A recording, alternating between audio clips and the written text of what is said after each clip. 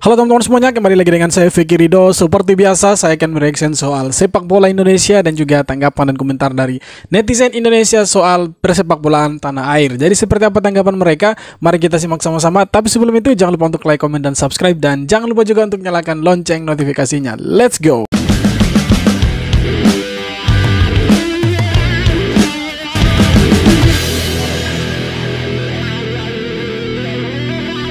Kapan lagi kita melihat bagaimana di babak pertama walaupun skornya masih 0-0 tetapi kita sangat mendominasi, bukan sangat mendominasi tapi mendominasi. Ya, mendominasi pertandingan. Dan gue lihat sangat positif sekali pertandingan kali ini. Bahkan di Variener J.Itzes Sasnawi itu cadangan, tetapi kita bisa bermain dengan sangat kompak, bermain dengan sangat, terutama mental ya. Kelihatan mental kita nggak takut sekali.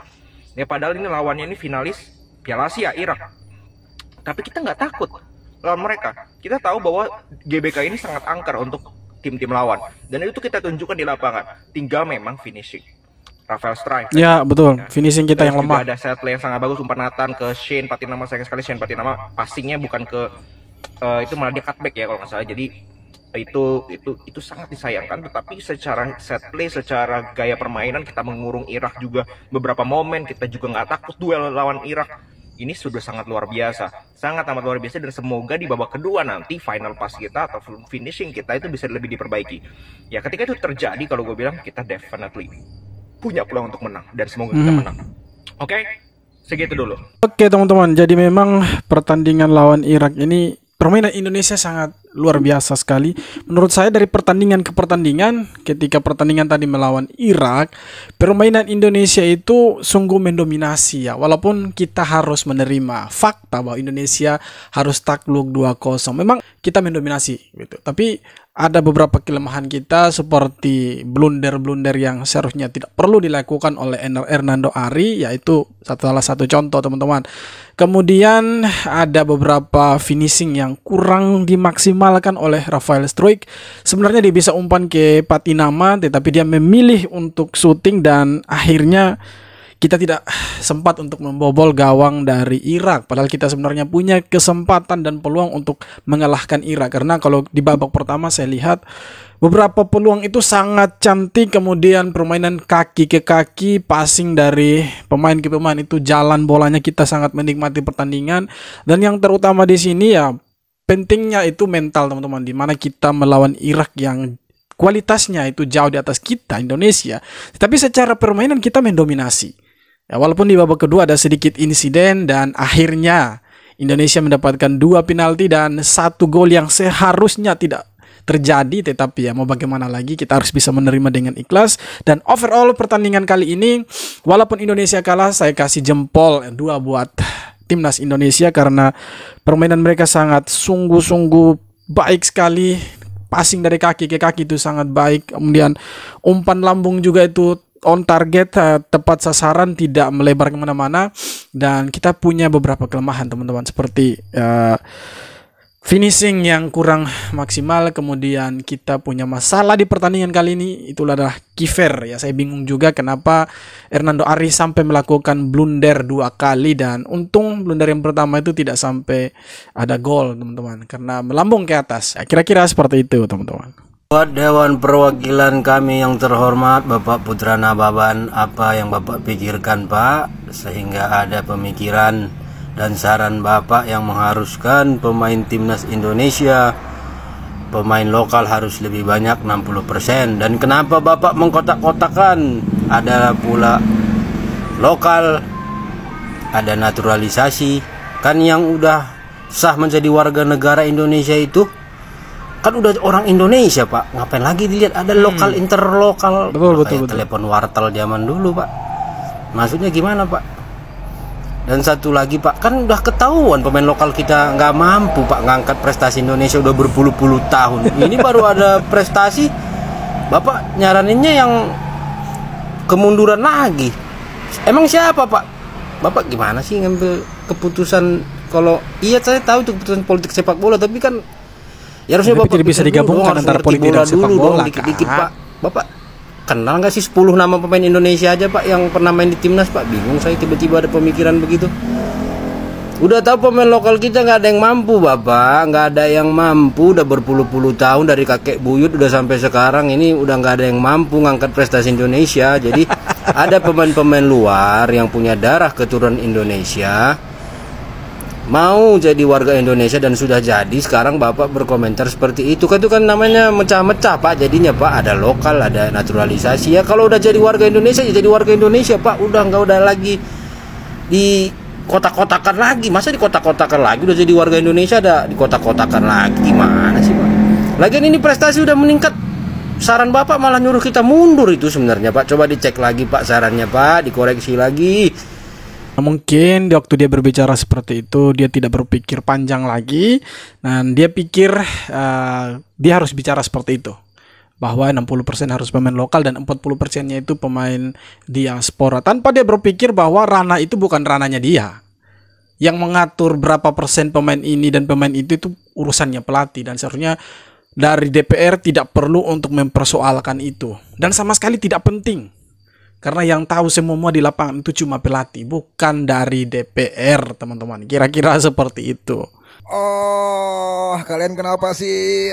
Please ya Allah.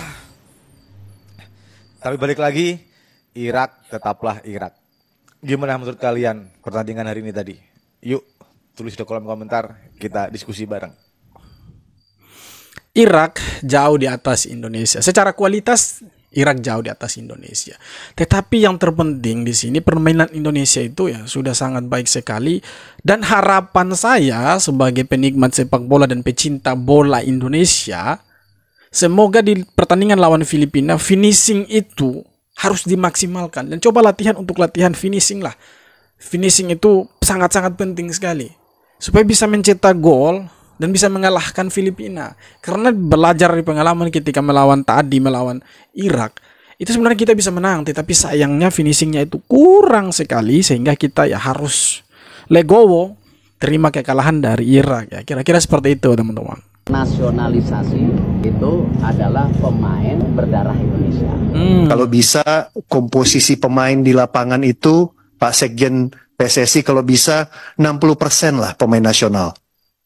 Ya, jangan semuanya diisi oleh pemain naturalisasi. Ini itu Syah, ya. Pak Putra Nababan saya kenal baik, dia juga tokoh nasional. Nah itulah yang kita perbaikin sekarang kan, nasionalisasi itu adalah pemain ya, berdarah Indonesia. Olahraga ini makin global. Ya, tetapi kita punya strategi besar bahwa namanya naturalisasi adalah pemain berdarah Indonesia ya. Dan kepentingan tim nasional bukan klub. Yes, betul sekali. Kepentingan nasional bukan kepentingan klub ya. Itu Presiden Federasi Sepak Bola Indonesia sudah bicara seperti itu, Pak Erick Thohir. Nah, dia bilang bahwa naturalisasi ini kan mereka yang berdarah Indonesia. Nah, kalau statement dari Pak Putra Nababan itu diutarakan atau ditujukan buat naturalisasi sebelumnya, saya setuju. Saya sangat mendukung statement itu. Karena memang harus seperti itu. Pemain lokal ya, karena waktu mereka bermain di Liga Indonesia waktu itu mereka bukan orang Indonesia. Ya, ketika mereka sudah berkeluarga di sini, tinggal lama di sini, ya mereka dinaturalisasi, akhirnya menjadi orang Indonesia. Nah, kalau sekarang beda. Mereka ini orang-orang Indonesia ya. Mereka orang-orang Indonesia yang lahir di luar negeri, kemudian pulang kembali ke tanah air untuk membela timnas Indonesia. Sebenarnya sederhana itu.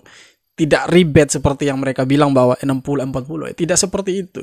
Karena semua yang main ini orang-orang Indonesia. Tidak ada M60, tidak ada M40. Semuanya berdarah Indonesia. Tidak ada kayak dulu yang orang asing tiba-tiba sudah jadi orang Indonesia karena sudah lama menetap di Indonesia. Ya, kira-kira seperti itu, teman-teman. Tuh dengerin anggota DPR, Sain Patinama. Saya orang Indonesia, bukan orang asing, bukan naturalisasi. Nama saya ada nama Indonesia Patinama. Jadi bukan orang asing, bukan naturalisasi. Jangan salah persepsi ya. Mereka tuh orang Indonesia, keturunan Indonesia. Iya, betul. Cinta tanah air, bahkan namanya tuh masih pakai nama Indonesia.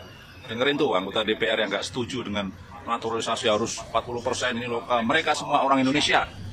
Siapa yang setuju? Mantap. Ya, memang mereka semua tuh orang Indonesia. Memang semua orang Indonesia. Tapi kembali lagi, pemikiran mereka mungkin tidak sampai ke situ. Makanya mereka mengatakan 60-40. Kemudian ada juga yang bilang dari salah satu fraksi partai, dia bilang ya kalau datangkan terus pemain naturalisasi maka bakat-bakat yang ada ini tidak akan pernah berkembang. Ya mungkin mereka tidak paham soal itu. Ya, oke, kritikan mereka yang seperti ini, oke, kita tanggapi dengan positif bahwa mereka mungkin peduli dengan bakat-bakat, talenta-talenta lokal orang-orang Indonesia asli yang lahir di Indonesia yang punya talenta luar biasa. Mereka peduli dengan itu. Tetapi kemudian kita jangan lupa bahwa Indonesia ini beragam, suku, ras, budaya beragam. Kita tidak hanya bisa melihat di dalam saja. Orang Indonesia itu banyak juga yang di luar loh. Ketika mereka berkeluarga di sana, mereka punya anak, punya talenta di bidang sepak bola, kemudian mereka mau membela Indonesia, dan kita bilang harus 60-40, kemudian kita bilang bahwa mereka ini datang dan merusak atau membuat bakat-bakat di Indonesia ini terpuruk atau tenggelam, terkubur. Saya pikir ya, statement seperti itu terlalu ngawur, terlalu lucu. Karena bagaimanapun juga mereka tetap orang Indonesia yang lahir di luar, hanya beda tempat lahir saja. Ya, kira-kira seperti itu teman-teman.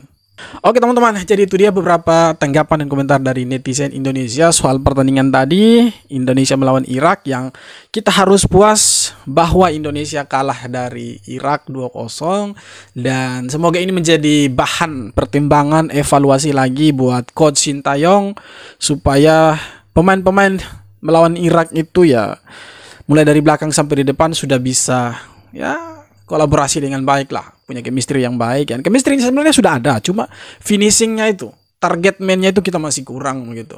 Ketika kita dapat bola untuk shoot, kita ya shootnya asal-asalan, akhirnya tidak gol. Kemudian kita punya kesempatan untuk offer ke teman kita untuk kasih gol ya, tapi sayang kita tidak lakukan itu. Kemudian ada juga tanggapan dari netizen soal Pak Putra Nababan yang kemarin viral sekali statementnya itu di media sosial. Dia bilang, dia minta supaya pemain naturalisasi itu cuma 40%. Harus 60%-nya itu diisi oleh pemain-pemain Indonesia. Nah, statement seperti itu yang membuat pecinta bola atau pegiat bola di tanah air ini meradang juga. Mereka beranggapan bahwa statement dari Pak Putra Nababan mendiskriminasi pemain-pemain diaspora. Ya, memang betul.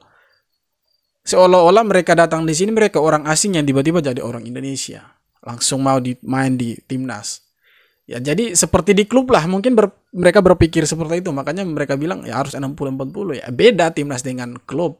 Klub boleh seperti itu, mungkin boleh. Kalau ada regulasinya, Pak Erick Thohir bikin atau PSSI bikin ya boleh, ada regulasinya 60-40 ya. Kalau di liga atau klub itu sangat setuju sekali. Tapi kalau di timnas, mereka ini ya bukan orang asing. Mereka ini anak-anak Indonesia yang lahir di luar, kemudian pulang ke tanah air dan membela timnas Indonesia. Jadi, seperti apa tanggapan kalian teman-teman? Silahkan tulis di kolom komentar. Sekian video kali ini. Jangan lupa untuk like, comment, dan subscribe. Kita jumpa lagi di video-video berikutnya. Hormat.